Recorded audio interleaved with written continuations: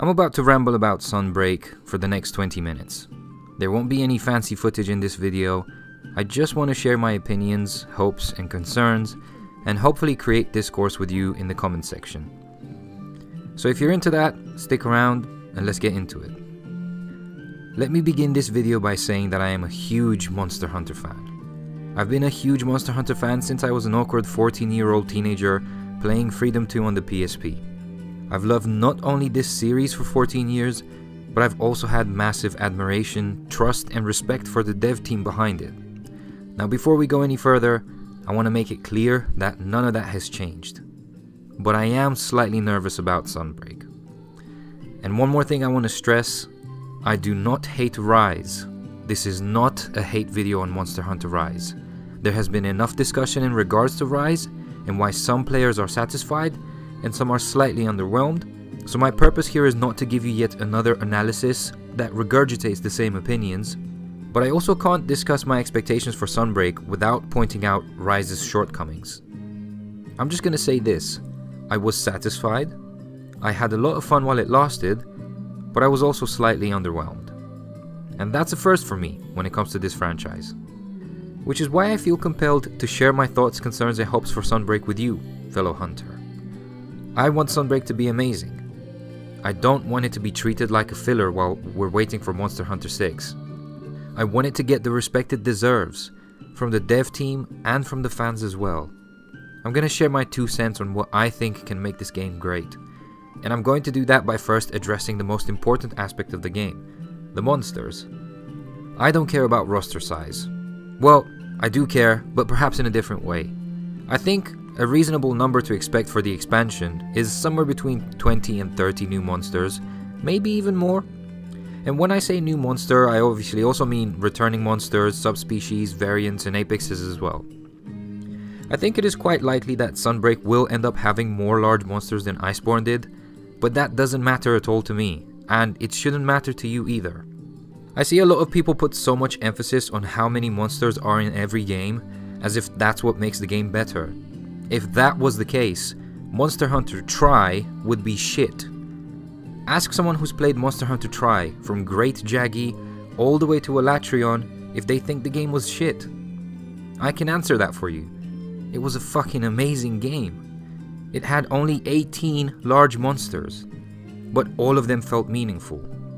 All of them. I can't say the same about Rise's roster, or even Generations Ultimate's roster for that matter. Tri gave birth to Lagiacrus. It gave us Deviljho and Elatrion. The only 3 monsters that felt familiar were Rathalos, Rathian and Diablos, and that's because they were the only 3 returning monsters. But even they were reworked with updated models and new moves, as is the norm, so they weren't a sore sight by any means. Everything else though felt vastly different in the best way possible. Uragan, for example, might not be your favorite fight today, and that's completely understandable, but back then, there was nothing like Uragan. There was nothing preceding Agnaktor that would prepare me for Agnaktor or Gobble, and definitely nothing that could prepare me for Sideus. And I can say that about the entire roster of Tri, with the exception of Great Jaggy and Great Baggy, who still had their role to play in the game by the way, and they did it well enough.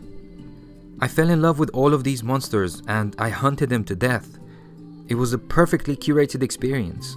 It didn't even have an endgame loop, but I still hunted monsters for fun after beating the game. It didn't matter that there was no endgame loop back then. It does matter now, because that's what Capcom's made us expect since 4th gen Monster Hunter's first introduction of actual endgame loops. Monster Hunter devs, you guys did this to yourselves. The rabid fans asking for an endgame are your fault. And can you blame them? You baked us a delicious cake with multiple layers of replay value. And then you decided to add another layer of replay value on top of it. We love that cake, and now we always want that cake. To further drive this point across, after which we'll move on, I think that generally speaking, it's clear that base game Rise, despite having a larger roster than base game World did, has less replay value. This seems to be the most common sentiment for fans across the board.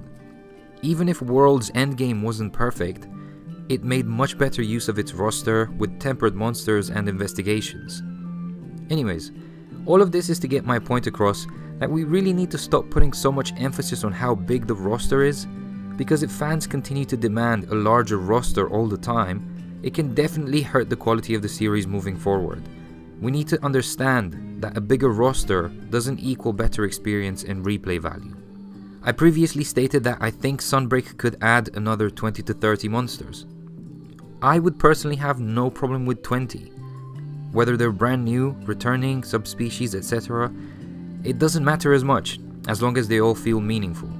Returning monsters can still feel new and fresh, especially when they're generations apart, because of the introduction of new mechanics for the player and new and improved AI for the monster. There is so much potential in taking an old hunt like Yamatsukami, for example, bringing it in the 5th generation, and creating a stage where our wirebug dashes and our enhanced mobility becomes an important aspect of the hunt. It could be shaped into something incredible, and different from anything we've seen so far. To now bring Endgame Loop into the discussion, the Endgame Loop, I think we can all agree, is very important.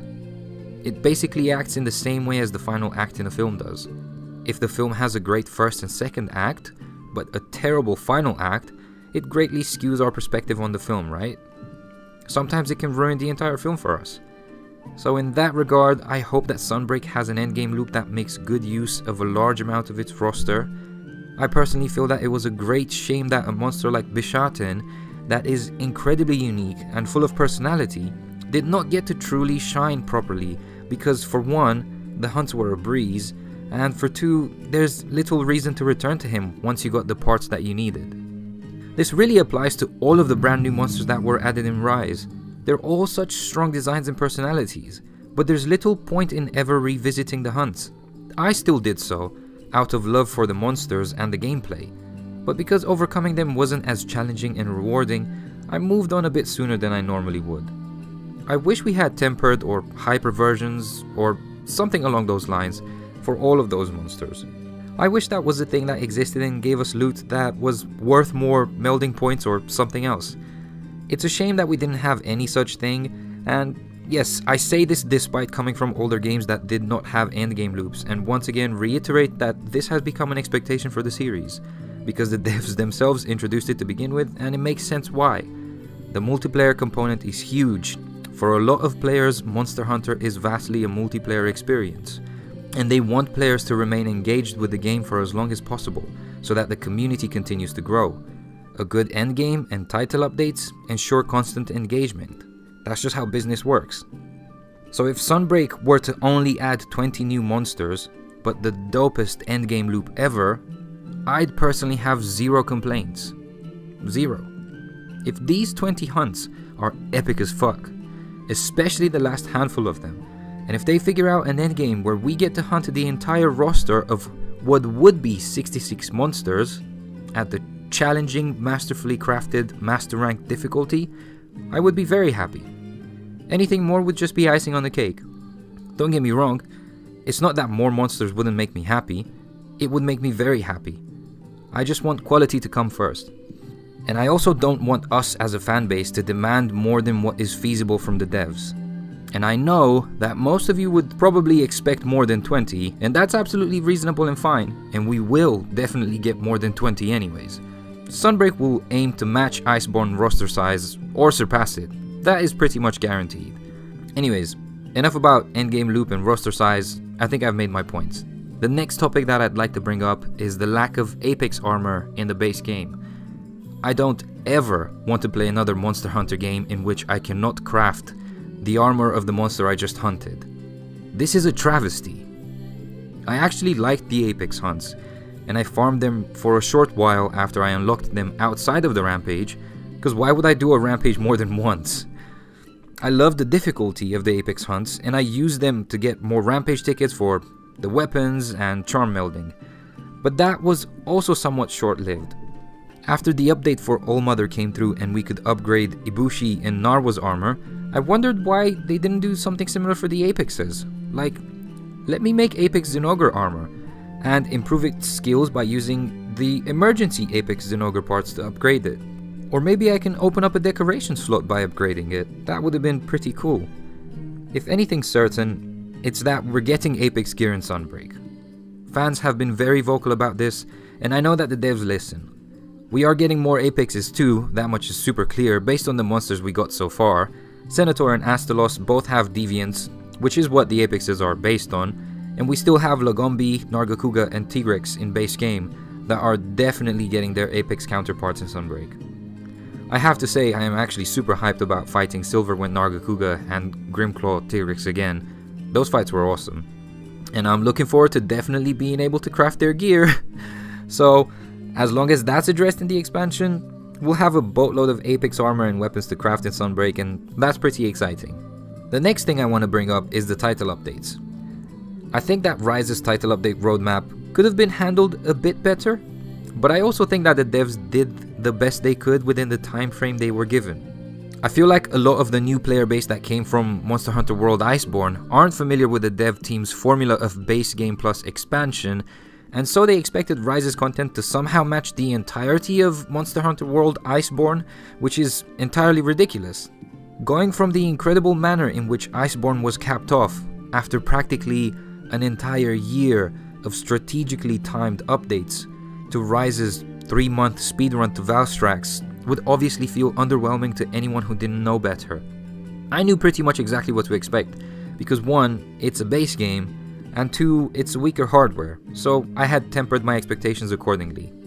Since they continued to drip feed the emergency Apexes beyond the Valstrax and Allmother update, I really think it would have been smart to do what I suggested earlier with the Apex armor. This, I hope, will not be an issue in Sunbreak. I am once again tempering my expectations because I don't think they'll support the game with the spread out monster updates for a whole year like they did with Iceborne.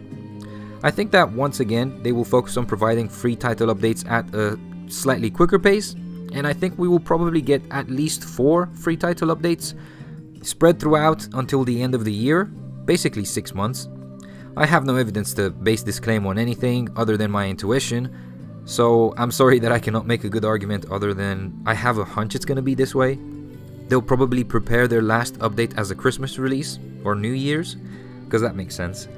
After that, I have a hunch that the team will move on and everyone will focus their attention on the next Monster Hunter title, but there's probably still gonna be a small team that will focus on releasing event quests with silly stickers and stuff like that for another 6 months. I have no problem with this whatsoever. Monster Hunter never was a live service game. I don't ever expect them to support a game for a period longer than a year, because the team has to move on and work on the next title. Again, the thing I care about is the monsters. Iceborne gave us an incredible send-off with Fatalis and Elatrion. And yes, I'm saying Elatrion wrong on purpose because it's the right way to say it in my heart. I want Sunbreak's final title update to feel meaningful. I want fans to look back and cherish it. I hope we will get something on par with Fatalis. In a perfect world, the title updates would look something like this. First update, Gormagala. I know I made a whole point about Try being a great game earlier, but 4 Ultimate is actually my absolute favorite game in the series. And Magala in all its forms is a big reason why I feel that way. Getting Gore in our first free title update would be amazing. They could throw in an Apex there as well, that would be cool. For the second title update, I would love a new spin on a big old baddie. Either Yamatsukami or Delamador would be amazing. I think either one of these bad boys would be a really good fit in the game. Thematically speaking, you can base either one in Western folklore or mythology, and both fights have huge potential to deliver some fun wire-bugging action. To make it clear, I'm not asking for both. I'm just asking for one or the other. It could be someone completely different too, maybe Gogmazios. Just make it fun and hard. And, you know, throw in another Apex too if you wanna. For the third update, I would love to see Shigaru Magala be brought into the 5th generation. Seeing it fly up as it enrages in the RE engine would be incredible. We have to recognize that, despite the Switch's limitations, Rise looks damn good, and getting to see Shigaru in HD glory would be a treat. Give this fight the Elatrion treatment. And no, I'm not talking about Eschaton Judgment, I just mean that he deserves to be seen as a threat on par with the likes of Elatrion. He's an amazing monster. Make him fun and hard. And once again, you can throw in another Apex if you'd like. And even if the updates were to stop here, as long as this fight delivers, I'd be happy. But what would make me even happier is one final update. Take your pick, boys and girls, Amatsu or White Fatalis. Or perhaps someone else entirely. Who would you like to see as the final title update in Sunbreak? Whoever it is, it has to be hard and it has to be epic. It needs to feel like the perfect final page in the Book of Sunbreak. That's basically my hopes and expectations in regards to the title updates for Sunbreak. If I had to choose which one we are least likely to get, I would pretty confidently say that my suggestion for the second update, Yamatsukami or Delamador, we probably won't get that. And that's okay, I'm not too fussed. At the end of the day, they are the game designers, I'm not. I also have to remember that these are my selfish choices, and this is a representation of what I think would be most enjoyable for me, and the devs have to cater to the entire fanbase, not one's individual desires. Whatever the title updates are, I just want them to be epic and hard, and this was just me showing you what my epic and hard looks like. Anyways, enough talk of epic and hard stuff. And one final thing. This one is not as important. I would understand if it remains a thing, but I would prefer it if Rampages stayed in Kimura. Rampage was fun for a little bit. The novelty wore off very fast for me. At the end of the day, I want to hunt, not play tower defense. Unless I'm defending against one monster, or maybe two, maybe three, not multiple hordes. I wasn't really a fan of how arcadey they felt either. Seeing the monsters virtually vanish into thin air after you repel them was a constant reminder that this is just a game, and I love feeling immersed. I've always loved how immersive these games felt. When I was playing 4 Ultimate, the moment I flipped open my 3DS, despite it being a tiny pixelated screen, I was no longer on planet Earth. I was in the world of Monster Hunter. The same goes for practically every other title. Rise has lost a bit of that immersion for me. I think the scout flies in World were cool and made sense. In Rise, we just always know where the monster is. No cool drinks or hot drinks. I initially didn't think that was going to be an issue, but over time I realized that it does make a difference. Monsters vanishing into thin air in Rampages, these are little things that might not seem like a big deal, but they actually do have an effect on the experience. But anyways, I'm getting sidetracked. Rise is like this, and I don't think Sunbreak will change that, although they could technically say that the owl can't always find the monster or something in Master Rank, since it's more treacherous. That could be an explanation. The Rampage, I hope we're done with it. Take all the cool artillery from the Rampage though, and make a siege battle out of it. I'm all for that.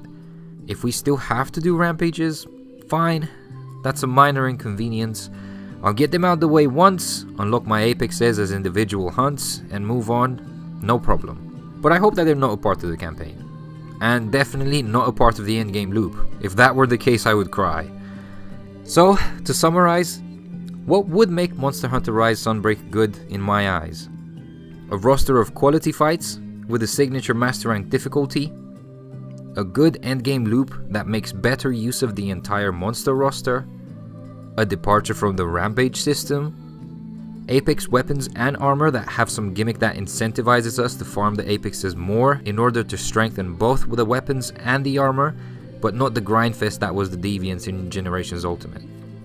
Unique fights that highlight our improved traversal and mobility, and lastly, meaningful free title updates that culminate into one amazing final fight which closes the chapter of Monster Hunter Rise Sunbreak in a satisfying way. I want this game to be amazing. I have loved this series for many years, and I hope that sentiment remains true for as long as the Monster Hunter dev team keeps making more Monster Hunter titles. What do you think of my expectations? Am I being reasonable? Am I asking for too much? Please let me know in the comments down below. What are you expecting from Sunbreak? Thank you for watching, and happy hunting.